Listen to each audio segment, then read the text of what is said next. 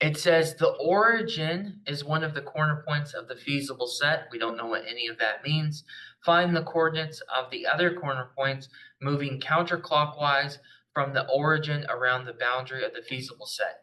So maybe the only thing we understand is coordinates and counterclockwise and possibly the origin. So we know what the origin is. 0, 0, that's the point where x equals 0, y equals 0. We know what the origin is. We know what coordinates are.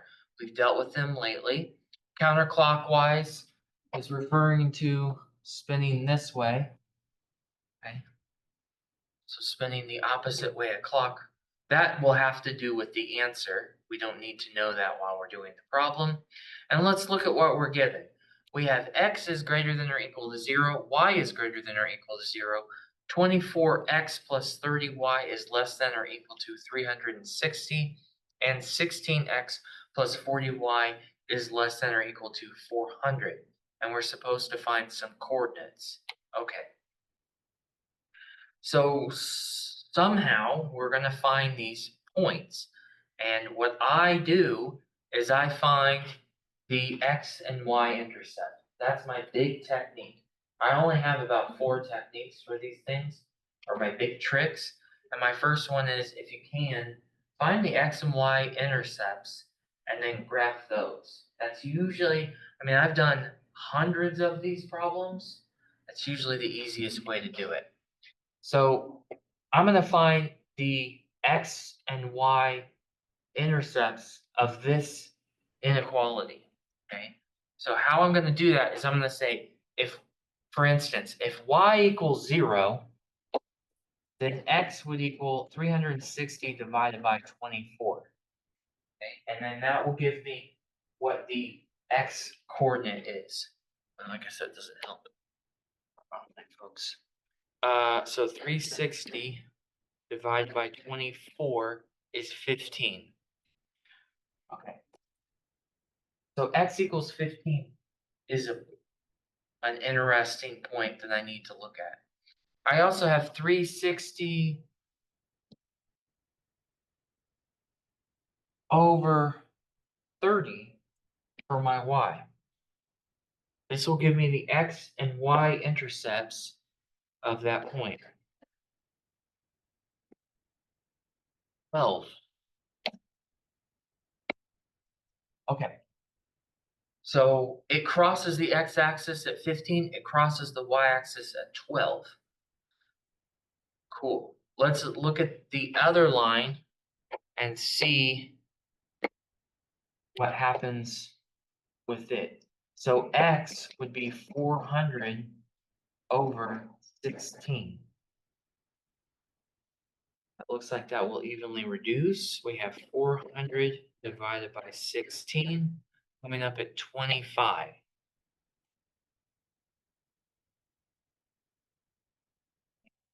Four hundred divided by 40 looks like that's 10. So that, it is just a line. It's an inequality, but it's also just a line. It will be shaded on one side or the other, but it is just a line. And we know that that line we now know that that line crosses at x equals 25 and y equals 10. And the others are just x equals 0, y equals 0. And so that just has to do with the x and y axis. There's not much to look at those. They're kind of boring. So I'm going to pull up my coordinate system here, and I'm gonna I just need to make a rough graph. It doesn't have to be perfect for this. I just need to find where these things cross and where I'm interested. It doesn't have to be perfect. Okay? It's just a rough sketch. I'll show you how rough it can be. So for me, I have my x's that I'm interested. It looks like 15 and 25. So I'm gonna say, well, there's 15, there's 25. It's that rough. It doesn't have to be great. For my y's, I have 10 and 12. So 10, I guess 12 would be a little bit more above. It really doesn't have to be that great for this to work. Now the 15 and 12 are related. Okay. So I'm going to connect those. And then the 10 and 25 are related. So I'll connect those. Okay. Hopefully that's good enough for my purposes. Okay. I just need to know kind of where things are visually. It breaks it down for me and it can be helpful. Okay. Now, here's really the best trick. And I didn't come up with this. A better teacher than I came up with this. We need to figure out where we need to shade. Okay. So looking at this, I need to find where on the graph do I need to shade because it's an inequality. And my big trick is, which I stole, is to plug in 0, 0 and see if it works. So if I plug in 0 for x, 0 for y, is that true or false? So if I plug in 0, 0, is 0 plus 0 less than 360? And that's true. And since that's true, I want to shade towards the origin. Okay. So I had 15 and 12. So that tells me I'm going this way for that line. Okay. Plug in 0, 0. That's either true or false. And if it's true, you want to shade towards the origin. If it's false, you want to shade away from the origin. And then over here, I'm just going to plug in 0, 0 and see if it's true or false. So 0 plus 0 is less than 400. That's true. So that tells me I need to go down, down. Okay. So now I found the region of interest, the feasible set. This is where in the notes it talks about that feasible set. All right. Let's try this. This is the feasible set. Okay. It has particular corner points. There seems to be a corner point or a point of intersection here, here, here, and here. Okay.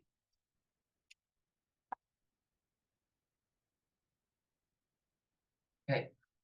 The only thing I need the graph for is to just tell me where to look.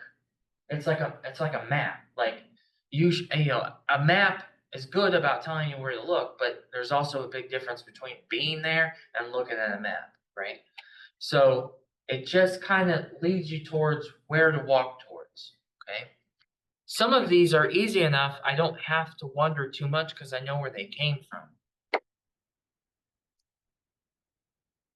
For instance, I know that's 0, 0. So I know that one. That's not that bad. I know this one is 15, 0. That's not so bad. And I know this one is 0, 10. Okay? So I know 3 of 4 just by kind of looking at this. So I know 3 out of the 4. There's one I'm not quite sure, and that's where those 2 lines cross. I'm not quite sure where that happens. I have a kind of a guess. I think the x would be less than 15, somewhere between 0 and 15, and I think the y would be somewhere between 0 and 10. But those are just kind of boundary conditions. I don't really know where else it might be. So I need to be a little bit more precise than that. So here's kind of my mystery point. I know that's where the lines cross. I know they cross. The x is probably between 0 and 15. The y is probably between 0 and 10. But I'm not quite sure where that is. Okay, so where is it? What I'm going to do is I'm going to take these boundaries. I know that whatever the solution to this system is, that's where they cross. But unfortunately, it's kind of ugly. The arithmetic's kind of uglier than I wish it was. Okay. I think the solution to that system of linear equations is the point. That would be the intersection.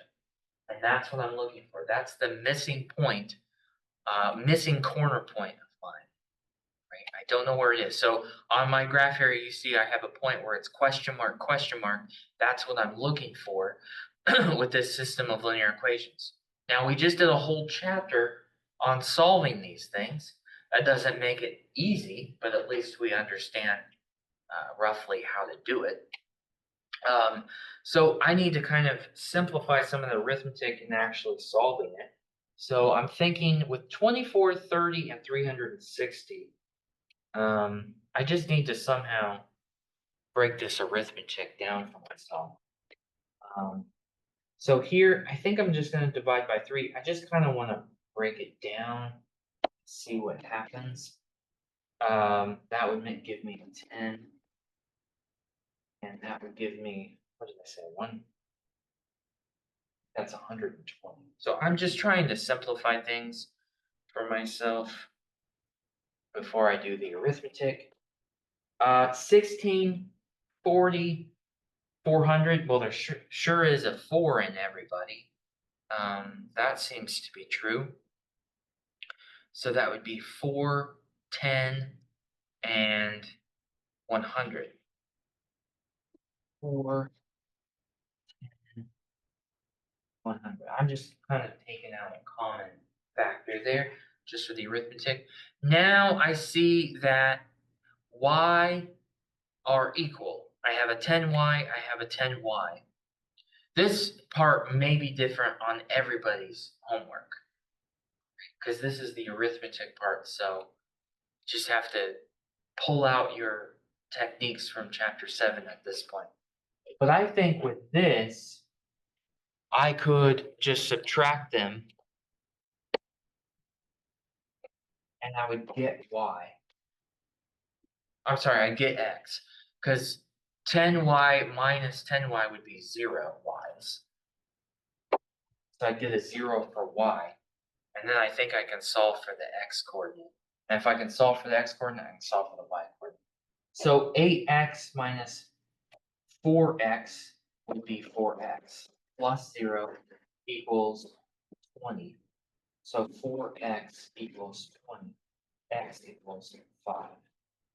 That was my hypothesis. My only hypothesis is it was somewhere between 0 and 15. That was my big guess. I've solved for 5. That's at least within the range I thought it would be in. So I have x equals 5.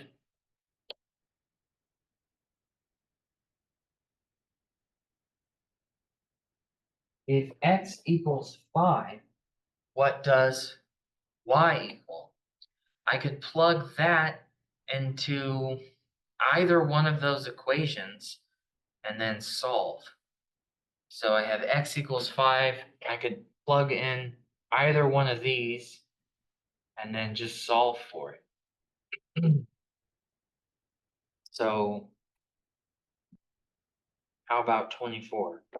24x, which is 5, plus 30y equals 360. Whoops. No, that's right. That's right. Okay. So that would be 360 minus 24 times 5, 240 divided by 30.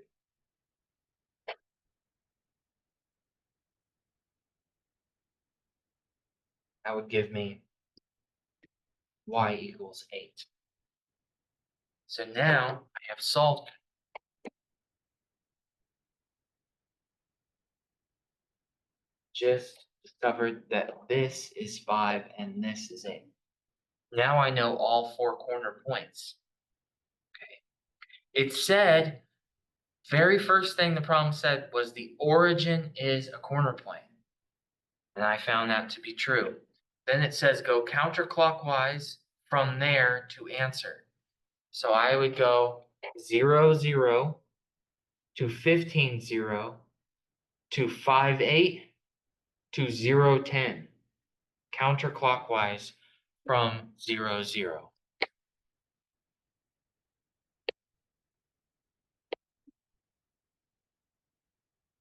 Counterclockwise.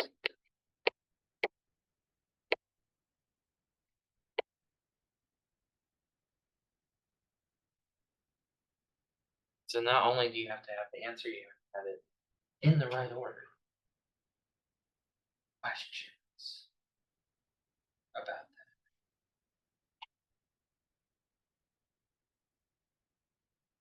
Any questions?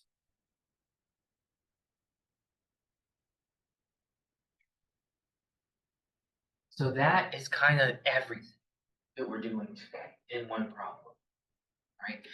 One of the reasons I like this problem is there really is no traps. There's no trick, or there's no like, oh, well, because it's this and this problem, we have to do this. This is what we're learning today. This is pretty much it. Okay, that's all of it at once. So the idea is that you have a system of linear inequalities, and you're solving for the corner points. Later, we will claim that those corner points are either a maximum or minimum to the system. But right now, we're just finding. We're just practicing on finding. Okay, so system of linear inequalities. But I think you could maybe agree with me that the majority of my time there was spent graphing. And I feel like 50% of my effort was getting that graph. And what did I use the graph for? Did I use the graph to solve anything? No. The only thing I used the graph for was to point me in the right direction. So maybe a map isn't, it's almost a compass. It's not even a map. It's like you should try walking this way. It doesn't even tell me what will happen. It just kind of tells me which way to walk. All right.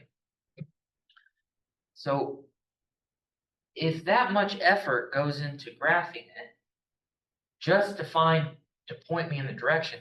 I mean, even when I had the graph, I still had to solve for the point. I still had to solve for it.